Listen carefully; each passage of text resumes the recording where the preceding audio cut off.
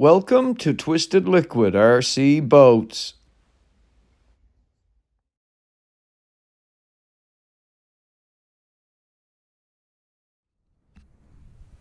Good day, everybody. Welcome back to Twisted Liquid RC Boats and the continuation in our Zippkits SLR missile Thunderboat build. Guys, we've made it to episode 20. Can't believe it. We've got 20 episodes of work recorded, published, produced, and done on YouTube for you guys to watch a Zippkits SLR missile Thunderboat get built. And so far, I think we've done pretty good. For my very first wooden boat kit build, I think I have accomplished a decent structure built to the bottom of my hydroplane hull. I've checked this boat, I've looked it over. Everything is glued and adhered together, epoxied together. I have no weak points. Everything seems great. I've made a decision here on this boat. They want us to use just a fiberglass tape up through the seam when we're at this stage of the build in our boat. And it's included in the kit. Me, myself, I'm building this boat as a sport hydroplane for me to run. I'm not building this to race. I'm building this as a boat that I want to last 10 or 15 years. I want to have a lot of fun with this. I want to enjoy it. I want it to last and be durable and be strong. I'm not necessarily concerned about weight. I don't mind if the boat is an extra little bit heavy with the addition of some extra strength to it. So I've made a decision, guys, that I'm going to fiberglass the bottom of my boat, and I'm going to do it right up through. And I'm going to make sure that when I do get this done, I've got a strong boat that's going to last me for a lot of years. This is a little additional weight, but it's also going to add a lot of strength, and it's going to add a lot of durability. And that's what I want out of this boat. I want it to be a long-lasting boat that I get to run for many years. So we're going to jump ahead 4 steps in the manual. We're going to do our radio box today. The only reason we're doing it this way is because I want to do all of my West System sealing at once. And if I've got my construction of my radio box done, I'm ready to seal that also at the same time. And all of the wood to finish the boat right now is on the table. So we're going to get our radio box done. And we're going to have another step knocked down. And we're going to do all of our sealing work all at once.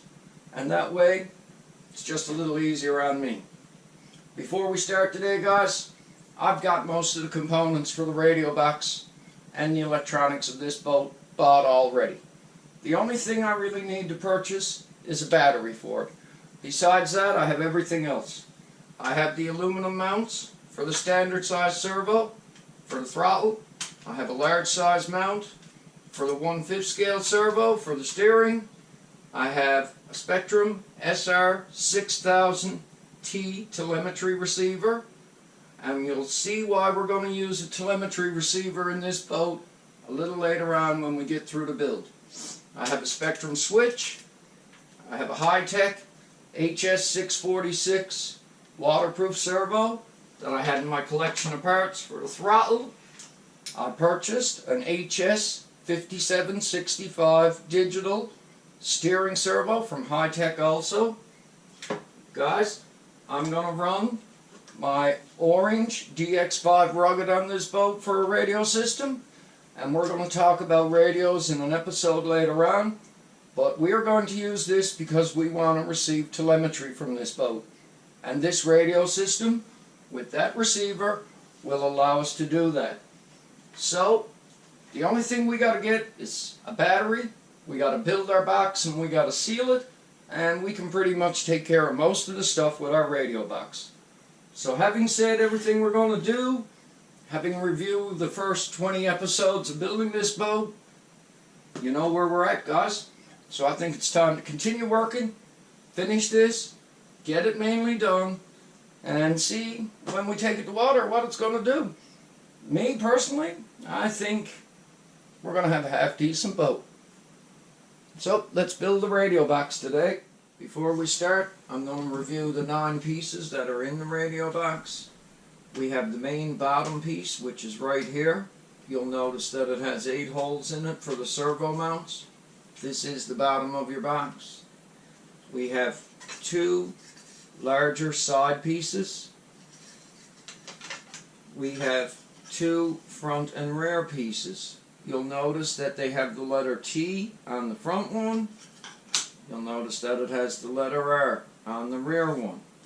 These are our holes for our throttle and our rudder. We have the top of our radio box, which has slots cut into it. We have the top radio box lid edge, which glues to the top and gives us a lip for our plastic radio box cover to go into. And guys, we got 2 rectangular pieces marked RS, which are radio supports, which go on the complete bottom of the box once we got it built. They'll be the last 2 pieces that we install. Prior to turning the camera on, I've took the time, guys, and I've sanded every piece here, around every slot, around every little edge, everywhere you look, and I've removed all of the laser burn on all of the parts. The manual suggests that we use Titebond 3 Ultimate Wood Glue to build it, so we are going to use Titebond 3 wood glue to do this. We're going to shake it really well. I did shake it off camera, but we're going to give it another little shake because we want to make sure that it's good and mixed up. I'm going to put a little bit in the cup. I'm going to use an acid brush, and I'm going to spread around the corners of my pieces, just the corners and the edges, because we don't need to use a lot here. And we're going to glue it all together. I've got 6 strips of tape laid on my working surface. You might have noticed we've got a new, nice, flat working surface on our table since our boat is built and the jig is gone. The only reason I got the tape put on the working surface is so I don't glue the radio box to it. So the tape is a little bit of security. I've also got 4 pieces of tape draped over the bottom of the radio box, 2 vertically and 2 horizontally.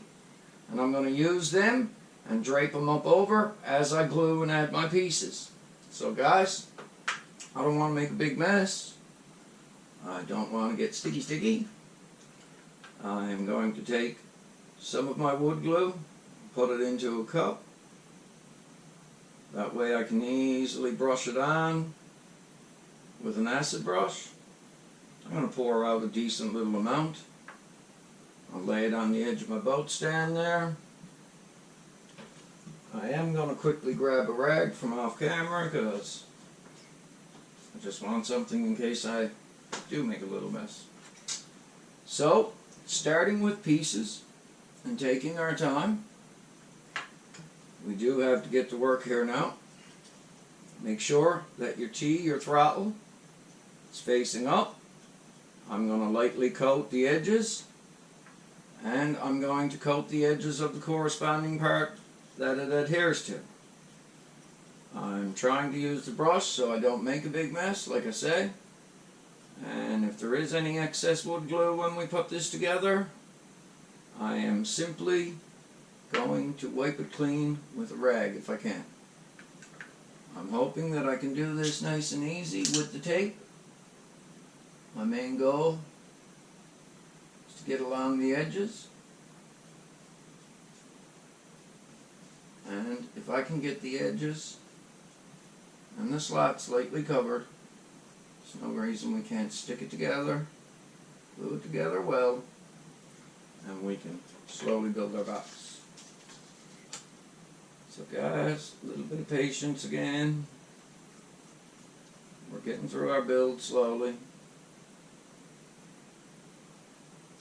I think you guys might have noticed something in my introduction to you when I was talking about radios. I am a big lover of Spectrum electronics. Spectrum is all I run in all of my gas boats. I don't use any other radio systems. I've been using Spectrum now for over 11 years, and I've had excellent results with Spectrum. In that 11-year history, I have only had one runaway gas boat without a failsafe, and that was of completely my own fault, guys, because I had a damaged antenna wire. And luckily the boat flipped and floated in, and there was no damage, there was no crash. Could have been bad, but it wasn't. But in 11 years of running radios in gas boats, I have only had one time where I've had a runaway. I consider that a pretty good ratio. I consider that not bad. That was, like I say, not Spectrum's fault. That was completely my fault. And I did not notice a damaged antenna wire before the run, which I should have. I should have seen it, but I didn't. And I sent my boat out, and after about 2 minutes of run time, I had a boat doing circles at about 40 miles an hour. And I was a little bit upset, but the way that it happened, it flipped over, like I say, and it floated into me, and there was no damage, no hurt to the boat. Lesson learned. But like I say, it was a damaged antenna wire. So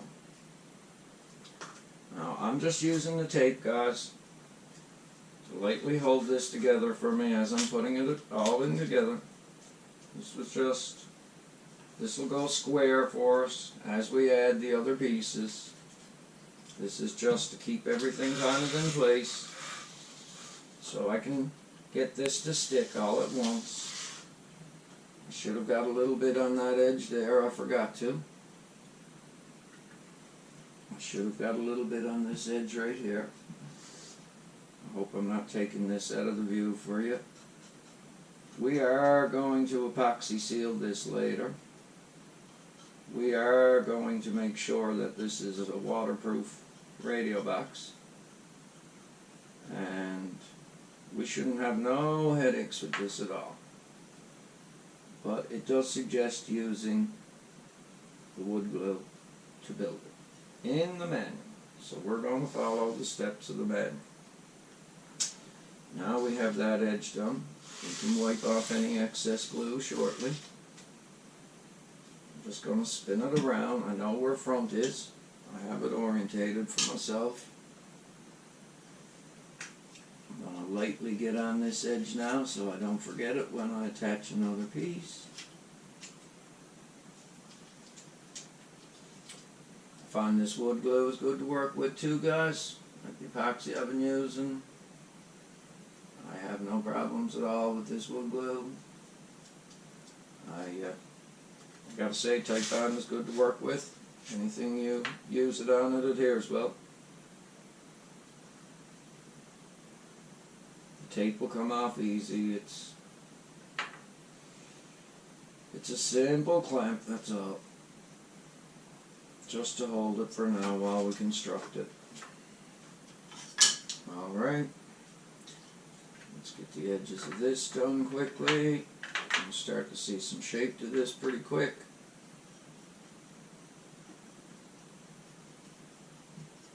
Also, guys, when it comes to radio systems, seeing we're chatting about radio boxes while we're building, not only am I an avid believer in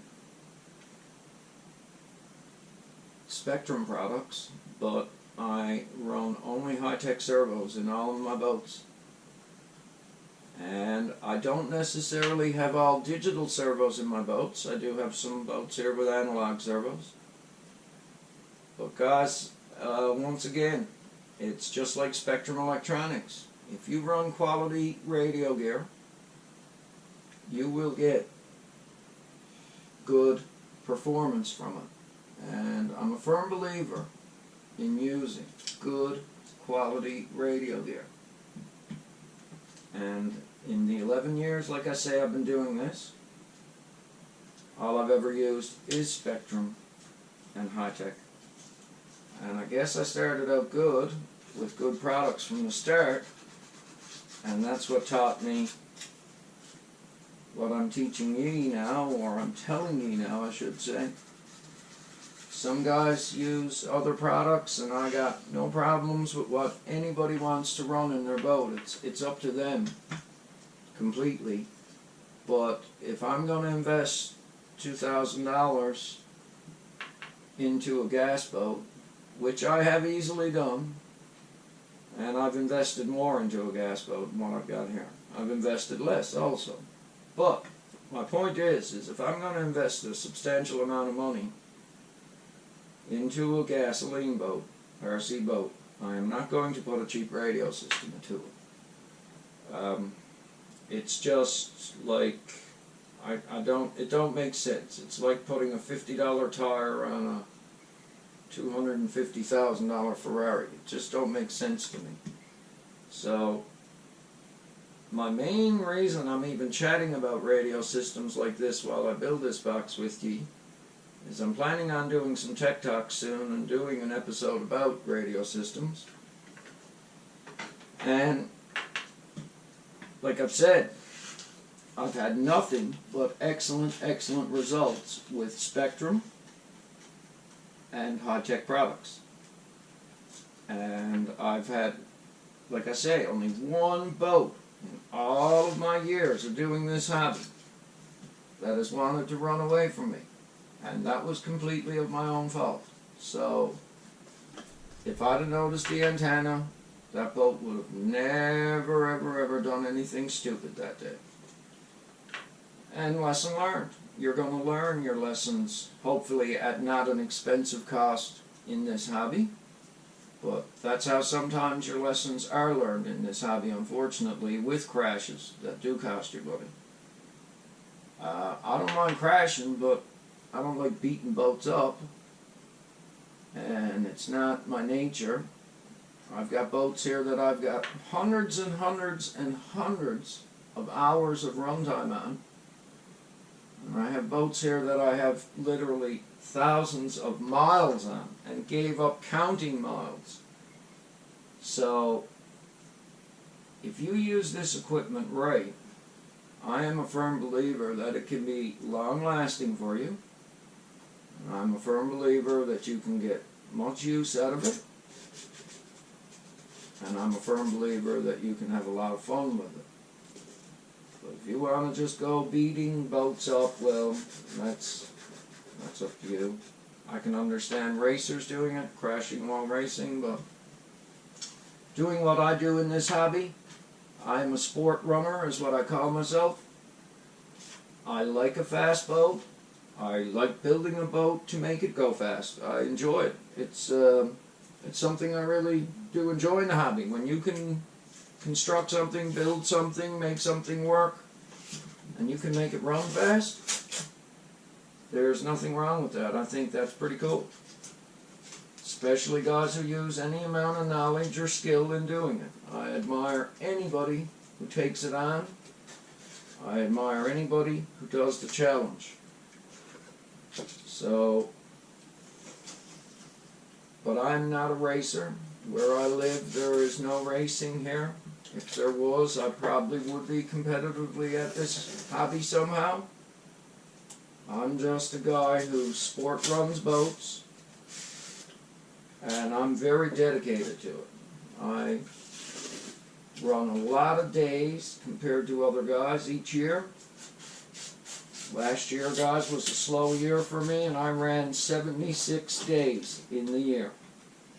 There was 76 days I walked out of my home here with an RC boat, went to a pond, ran it, and came home.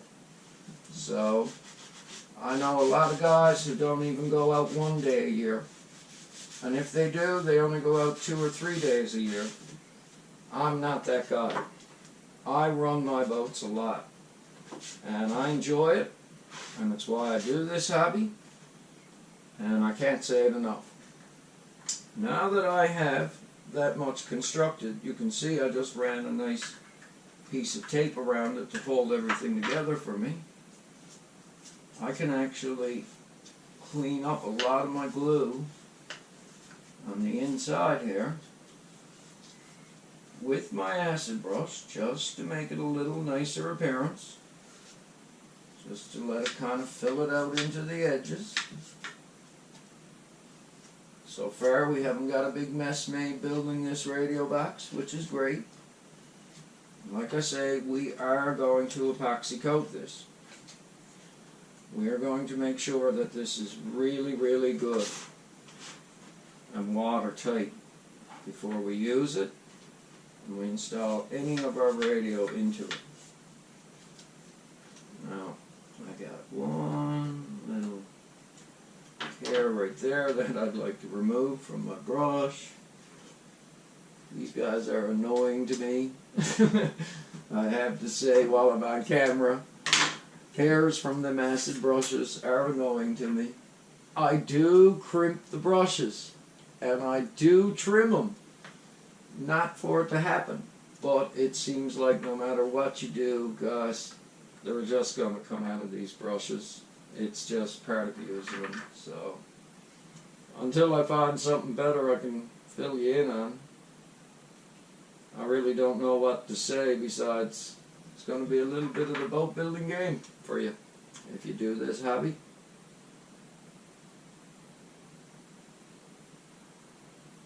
Speaking on radios again while we're doing this, and I told you in the introduction about telemetry and then why I was using my Spectrum DX5 Rugged Orange Edition on it. Once I get a battery, guys, there's really one more piece I'd like to put in the radio box of this boat. And I'm going to try a Spectrum GPS module on board this boat. And that's why we're using the SR6000T telemetry receiver in there. The receiver already has all the telemetry connections built into it. If I do get the GPS module, which is only around $80 to $90 where I live, Canadian, I can include it on that receiver, and we can get an actual speed reading through satellites on that transmitter, on the display screen as the boat is running. I have been testing Spectrum telemetry in my Enforcer Mega-G.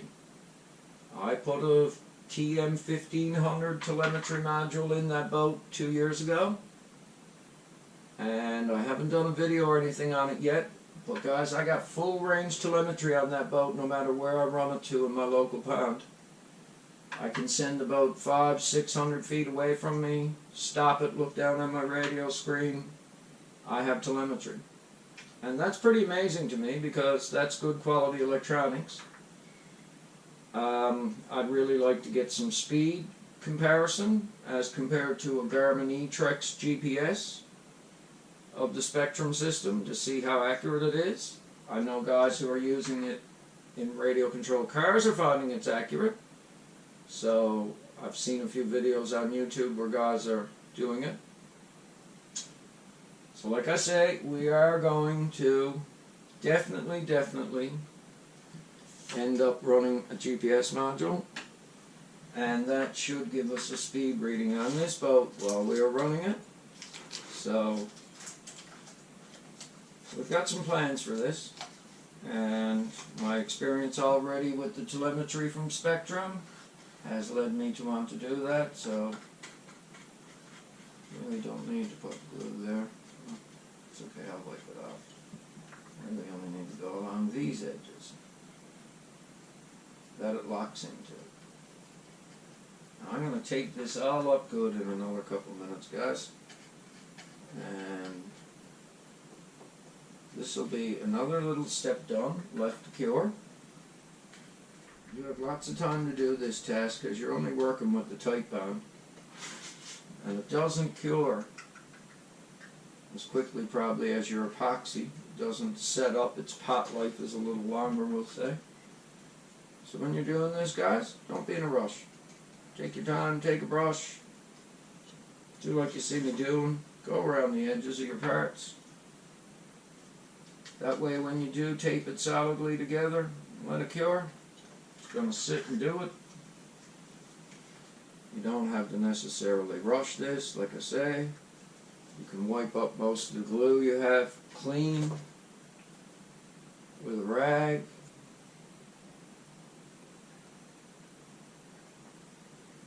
Now once we get this to just wiggle in between all the slots, you might have to just push it out where you have it taped together. It's set perfectly down where you want it.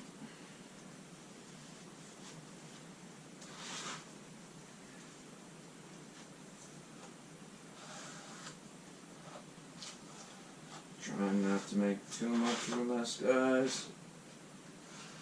Trying not to make too much of a mess. You can quickly wipe up any excess glue. Might be lying around if you want. Spin it around and do it. If you get it off it now, it's only less you'll clean up later on. You can take your tape and pull it tight. Actually, we still have our top lid to do. Sorry. I'm not thinking correctly on this. So I'm going to put this edge down. There's a little bit of laser burn on it. Guys, this is about the only real part you have to do any alignment with in building this box. The reason I say that is because you have to get it so you have a very slight lip for your lid to go to, and your lid needs to fit perfectly. You probably have only an 1/8 of an inch gap completely around this part I'm doing here now in order for your lid to sit into, maybe less. So make sure that when you do put this on, you center it well, you do it well. I think I took the right perfect amount of tight bond out of my bottle into my cup. Kind of wanted to use it in a cup just so I could spread and do them right on the top, and it'll let the lid top sit nice there also. Like I say, guys, we're only working with tight bond here. You have a little bit of time, so. And we've used this stuff laminating parts before, and it's worked very well for laminating. Anything we stuck together laminated wise with tape on, we had good results.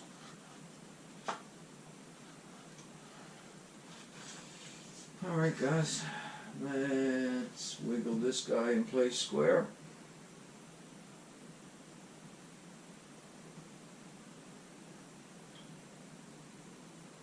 Now if you look perfectly down and you make this perfectly square with everything, with your sides, with your edges, you can see that you will have your radio box lid gap right nice around your part. Try and get any glue that could be in that area out if you can, because you are going to need the lid to sit down in the lip around the edge of the box. If you've got excess glue there, you might as well wipe it out now before you pull your tape up over and hold it tight.